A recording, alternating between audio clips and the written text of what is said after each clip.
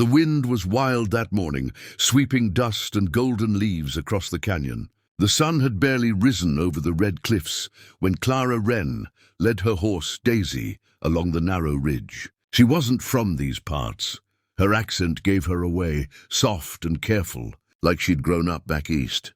But after her father's death, the only thing left to her name was this land deed, 50 acres of forgotten ridge in the Arizona Territory. She was determined to see it, to prove to herself she could survive alone.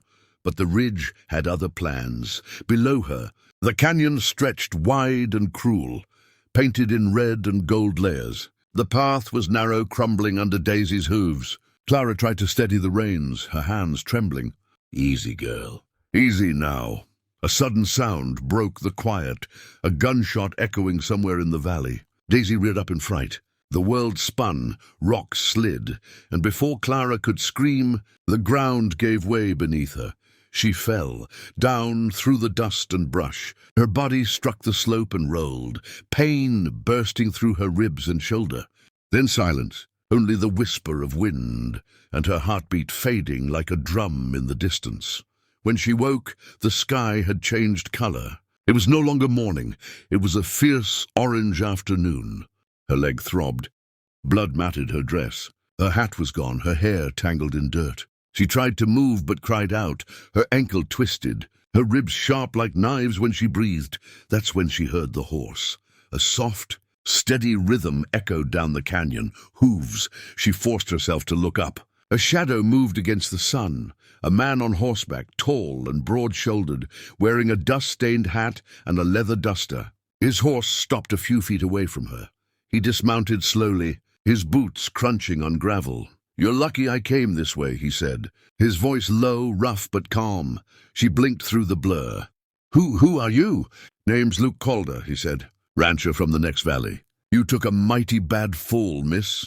He knelt beside her, examining her ankle with careful hands. She winced, biting her lip. "You're hurt bad." "Can't stay here," he said, glancing at the sky. "Coyotes come down after sundown." I can't walk," she whispered. "Then I'll carry you." Without another word, he slipped one arm under her back and the other beneath her knees. She gasped as he lifted her, his strength sure and steady. The scent of leather and dust clung to him. He placed her gently on his horse, climbed up behind, and wrapped one arm around her to keep her steady.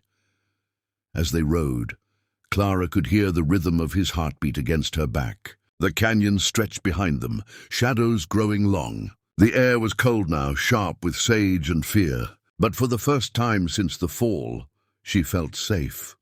After miles of silent riding, they reached a small cabin tucked near a creek. Smoke curled from the chimney. Luke helped her down, supporting her weight as she limped to the porch. "This is your place?" she asked. "Built it myself," he said simply. "Ain't much, but it keeps the wolves out." Inside, the cabin was warm, dim, smelling of pine wood and coffee. He laid her on a cot, removed his hat and crouched beside her. "You'll need water," he said, pouring her a tin cup. "And I'll wrap that leg."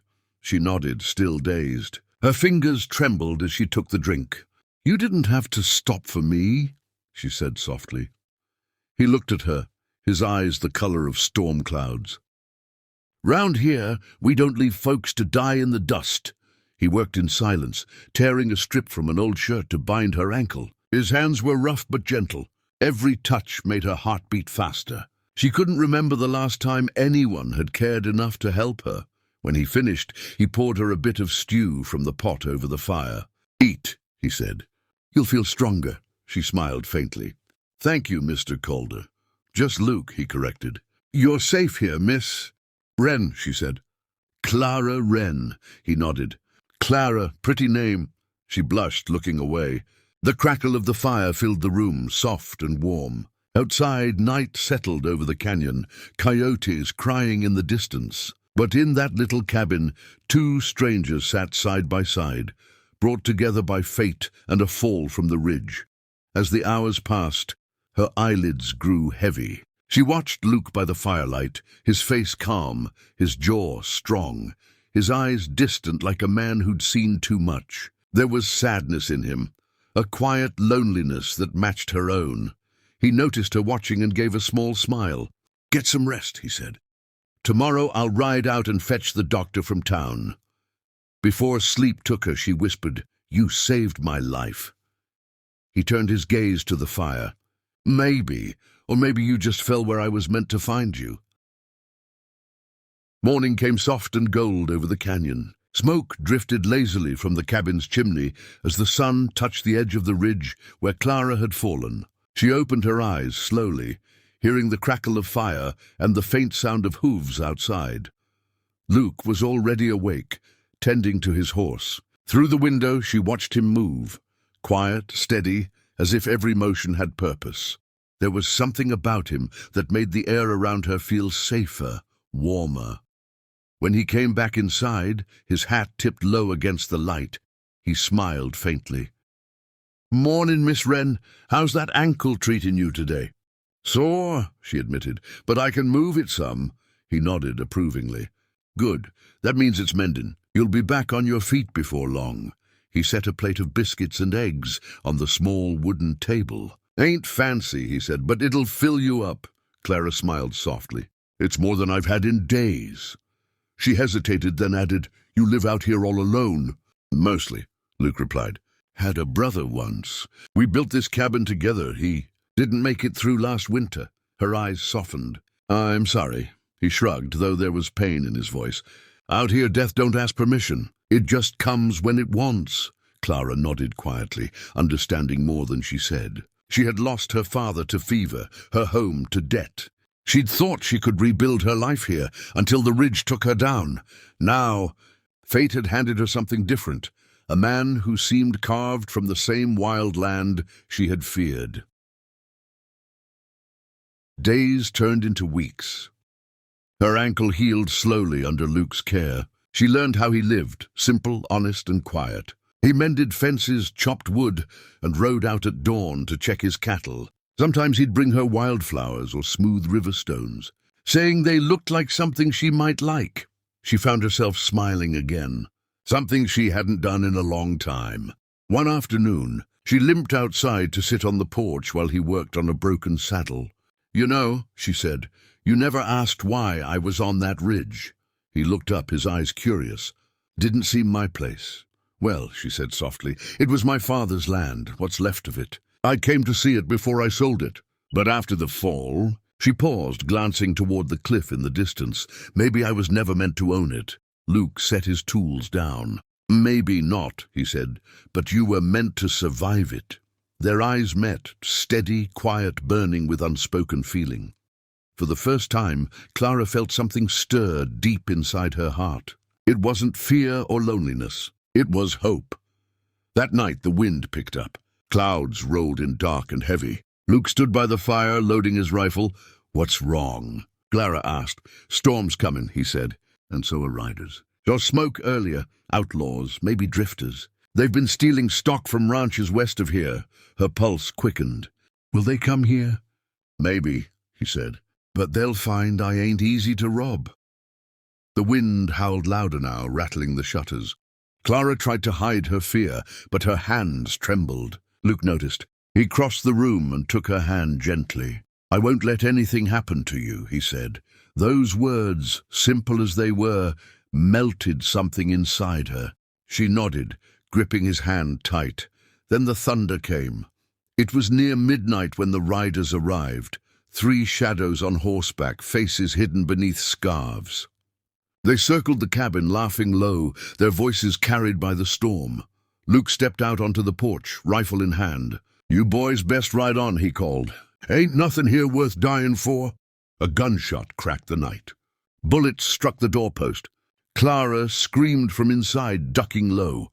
Luke fired back, the sound echoing through the canyon. One of the riders fell. The others retreated into the rain, cursing. Lightning flashed, showing their silhouettes vanishing into the distance. When it was over, Luke came back inside, soaked, blood trickling from a cut on his arm. "You're hurt," Clara cried, rushing to him. "It's nothing," he said, wincing. "Just grazed me." She tore a strip from her skirt and wrapped his wound with trembling hands. "Don't you ever scare me like that again," she whispered. He smiled faintly. Can't promise that, ma'am. Life out here's full of trouble. Then I'll stay, she said suddenly, her voice fierce. I'm tired of running, tired of losing. I'll stay, Luke, if you'll have me. He looked at her, rain dripping from his hat brim, eyes wide in disbelief. You mean that? She nodded. You saved my life. Maybe it's time I start living it with you. He stared at her a long moment, then reached up and brushed a wet strand of hair from her face. You're something else, Clara Wren. Then he kissed her, soft, unsure at first, then with the quiet certainty of a man who had found what he didn't know he was missing. The storm raged around them, but inside the world felt still. Weeks passed. The ridge grew green with spring again. Luke repaired the fences. Clara tended the garden behind the cabin. Some nights they'd sit on the porch watching the sun melt into the desert, their hands intertwined.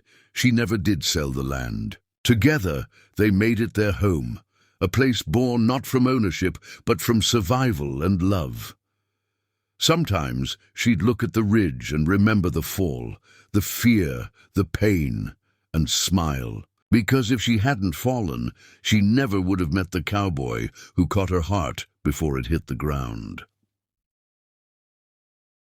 One evening, as the sky burned orange and purple, Luke wrapped an arm around her shoulders. You ever think about what brought you here? He asked. She smiled softly. Every day. And what do you reckon it was? Fate, she said. Or maybe just a ridge that knew I needed to fall, and so I could be found. He chuckled low, kissed her forehead and whispered, Then I'm glad you did. Clara, 'cause saving you saved me too. The wind carried their laughter across the valley, over the river, and up toward the ridge where it all began. Two souls once lost, now forever bound beneath the endless Wild West sky. Titum.